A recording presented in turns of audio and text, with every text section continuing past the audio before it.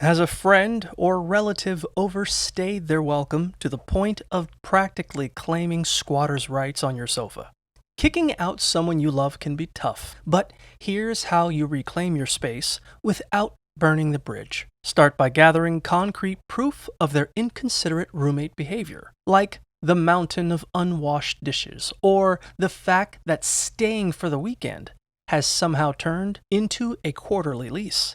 When it's time to talk, keep your cool and speak in a reasonable, respectful tone. Think friendly coworker delivering tough feedback, not volcanic rage.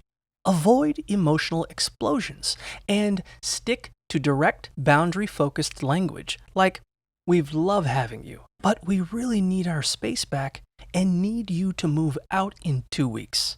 Set a firm deadline and maybe even offer to help them brainstorm their first steps so they feel supported instead of just evicted. But hey, if gentle persuasion fails, you may eventually have to look into formal legal avenues to remove them.